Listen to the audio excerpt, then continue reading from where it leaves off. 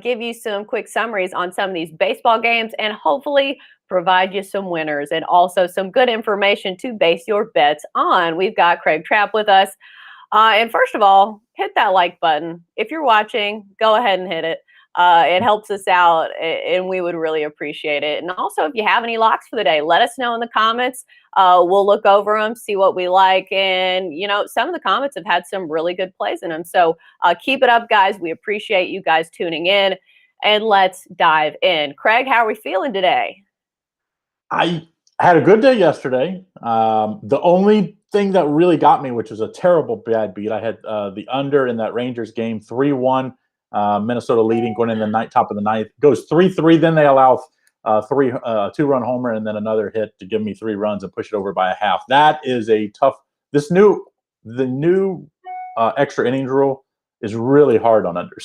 Oh, really for sure. Hard. Really hard. Because you can almost guarantee you're going to get more than 1 run in the extra innings.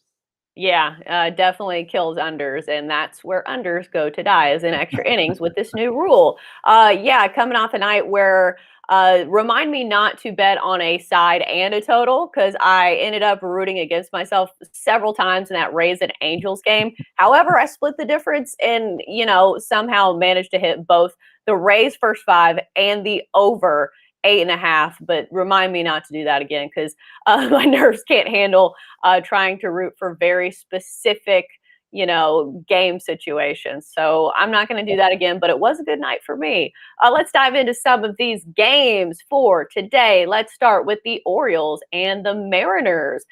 Seattle home favorites here, -120. The O's are +105. The total is 7.5 runs. And I think the key for both of us in this one is John Means. He has been incredible for the Orioles, having a great season and also a really profitable pitcher as an underdog. Craig, who do you like here? What's the play? You hit the nail right on the head on that one. Orioles have been really good this year as underdogs. That has been the case.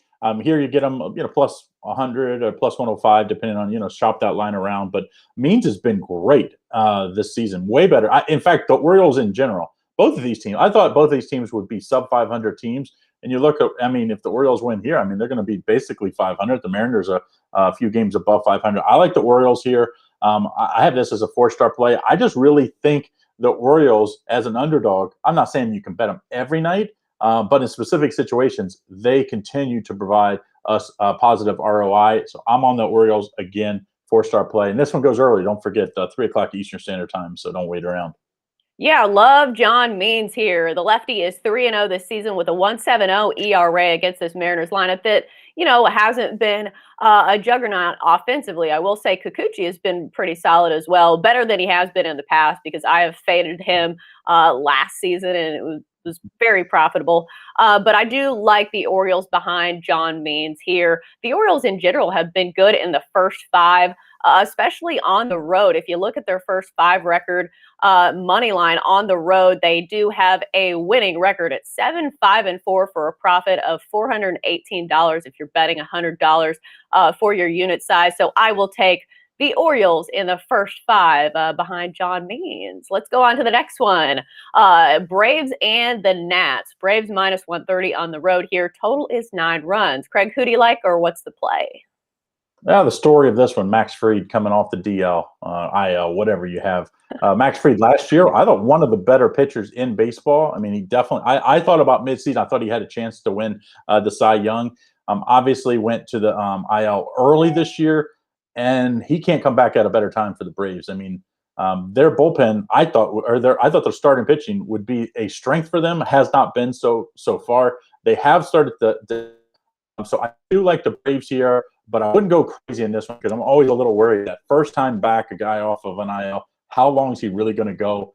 This bullpen for the Braves has been used a lot already this year, but I would lean toward the Braves for sure in this one. And Max Fried, I hope for the Braves' sake and this division's sake that he's what he was last year, because if so, I think it's going to be a really interesting division with probably the winner only going to be a few games above 500 when it's all said and done this year. Yeah, I think I will be on a team total here for the Nats. And before you shake your head and think, oh, the Nationals offense has been downright terrible this season, their splits against lefties and righties are night and day. They're actually one of the best offenses in baseball against left-handed pitching, which Fried's a lefty. The Nationals second in the league in OPS when it comes to lefties at 869 and hitting 305 against lefties. And plus, Juan Soto, I think, is going to be back in the lineup tonight. He was off the IL yesterday, but only pinch hit with a strikeout. But I do think he is a good addition to that lineup if he is there. The fact that they're good against lefties, let's take the Nats over 4 runs at -122. Moving on to the Tigers and the Red Sox. Red Sox big home favorites here, -185. Total is 9 runs. Craig, who do you like? A little surprised. We saw this line open at -185 and drop the minus in the 170s. I see about 175 right now. I'm a little shocked because the Tigers have won 1 of their last 10 games. And I was talking to Chelsea. I think they won their first 3 games this year. If that's the case, they are 5-22 since. I mean, and just, like I said, 1 of their last 10. So I'm going to take the Red Sox run line. I just can't get in, you can't get in front of a moving train like this. I'm going to take a hot Red Sox lineup against a really poor Tigers hitting lineup right now. So let's take the run line on the Red Sox. Right. We were talking about how there's a lot of parity in baseball this season, and there's a lot of teams that are at or above 500 that nobody expected to be there, with the exception of the Tigers. The Tigers are flat out bad. They're 1-9 over their last 10, which I will say the Dodgers are 2-8 over their last 10. But the Tigers have been, on another level and not in a good way. 8-22 this season. I think the Red Sox offense continues to roll here, and the only way you get some value, and at that, some plus money, +112 for Boston on the run line, -1.5. That's where I'm headed to. Let's move on to the Pirates and the Padres. Padres, huge favorites here, -250 at home because Yu Darvish is on the mound. Total is 6.5 runs, which seems very low, but Yu Darvish has been absolutely dominant at times, especially I think against this Pirates lineup. It should be a nice matchup for him. Craig, who do you like? What's the play? Yeah, I mean, Brubaker's been really good for the Pirates as well. I mean, Right. if he's on the Yankees having the year he's having, everybody would be talking about him. But because you're on the Pirates, small market team, you don't hear about him a whole lot. Anytime I see a West Coast game, I really like him on the late game. This is like 8 o'clock Eastern Standard Time. So it's not the 10 o'clock Eastern Standard Time we're used to when we see Padres, Dodgers, Angels type games. I love under in those late games when it's 6.5. So I'm going to stay with that, even though it's a little earlier game. I just think it's screaming for you to take the over. So anytime the odds makers are telling you, begging you to take something, you probably should be taking the other side. And then you give me 2 hot pitchers, Darvish and Brubaker. What a difference a few years makes. Remember Darvish a few years, he was almost an auto fade when he was with the Cubs. I mean, he really was not very good. Yeah, he couldn't win at home. Yeah. Now he's looking like the Darvish we remember when he first came into the Major League Baseball. So I think there's a little value on the Pirates, but I think the better play taking the under 6.5 in this one. Right. And if you look at the over-under records for San Diego, they are 4-14 with 14 games to the under this season.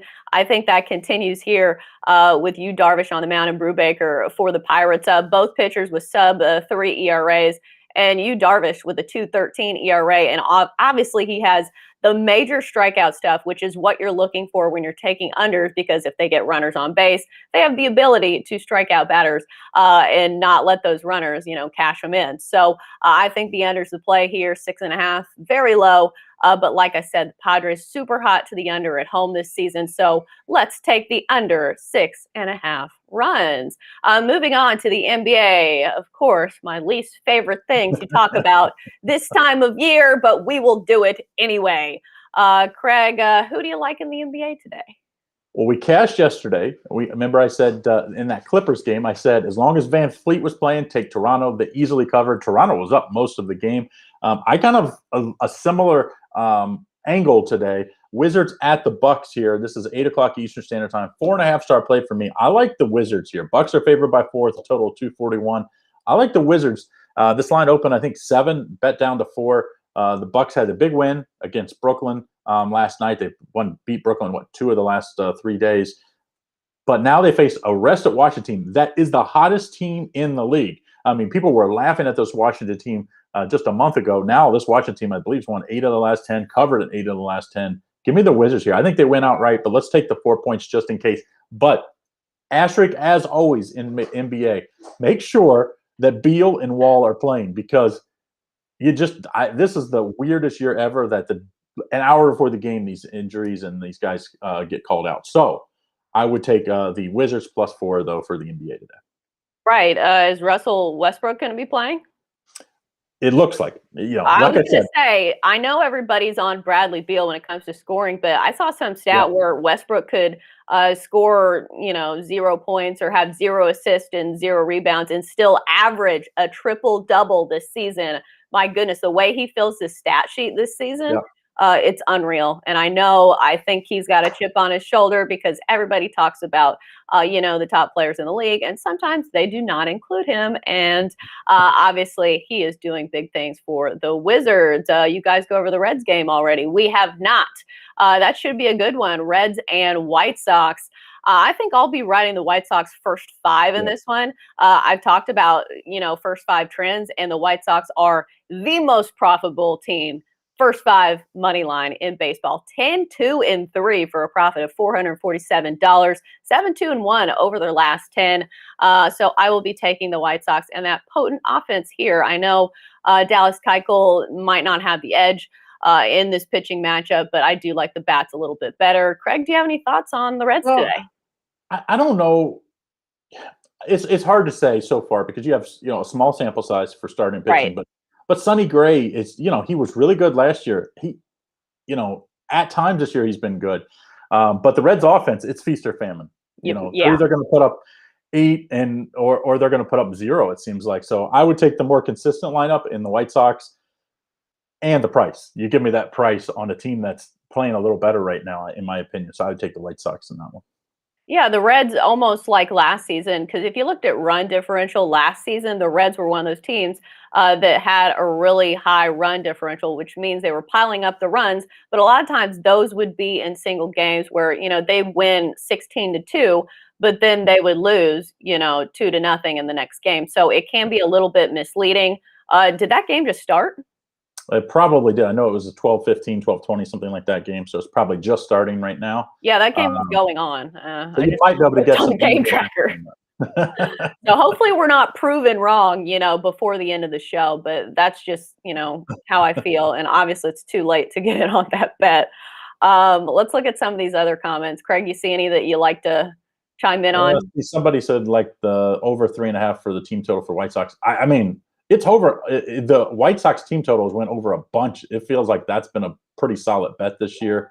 Whoa, Elliot, slow down, buddy. There's no way. I like Russell Westbrook, but and as he's a guy, if you look at his stats, you probably say he is the best base. But the stats sometimes don't matter when you do that in games when your team's losing. So to me, wins and losses matter a lot. It would be hard to go against Chris Paul this year. I mean, Chris Paul, Damian Lillard, and Steph Curry this year, those 3 are having some ridiculous years. And pretty much when you take them out of the lineup, their team has been terrible. So when you're on a sub-500 team, it's hard to say that with the Wizards, even though they've been playing well lately. So Elliot says he likes the Red Sox run line too. So yeah, we're both on that, which kind of scares me. When you get no brush back and it seems almost too obvious, that's the ones that I feel a little bit hesitant on. Oakland versus a lefty. That lefty is Robbie Ray, if I'm remembering correctly. Robbie Ray's been dealing. If you've watched Robbie Ray over the past few seasons, he is very volatile.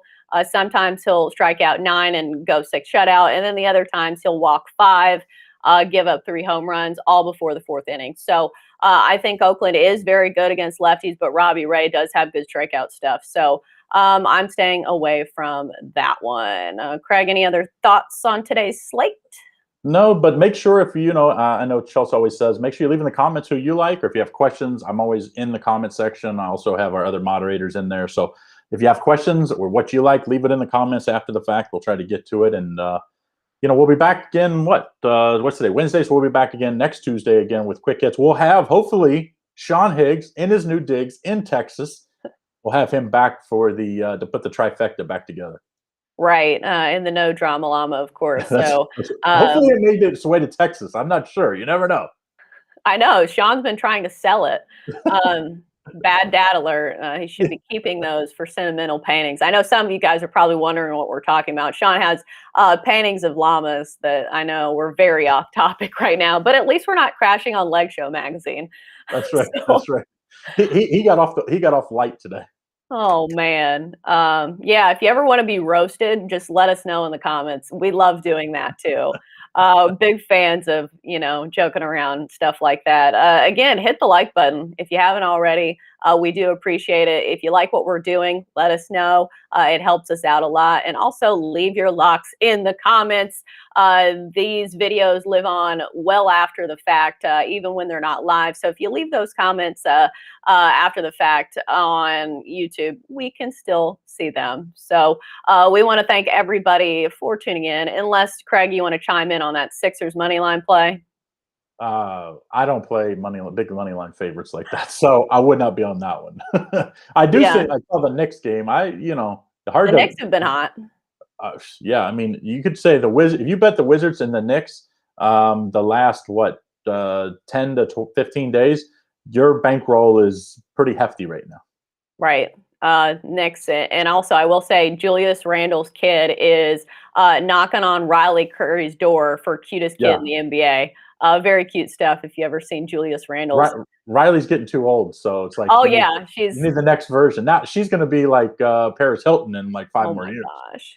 Yeah, she's gonna be, an influencer here soon, Yeah, hawking, just like her FabFit mom. fun boxes or Yep. whatever Instagram influencers do. But once again, we're getting off topic. So I'm gonna wrap it up. Great stuff as always from Craig Trapp. For Craig, for me, at Picks and Parlays. Thanks for tuning in. Hit that like button, and we'll see you next week for more quick hits.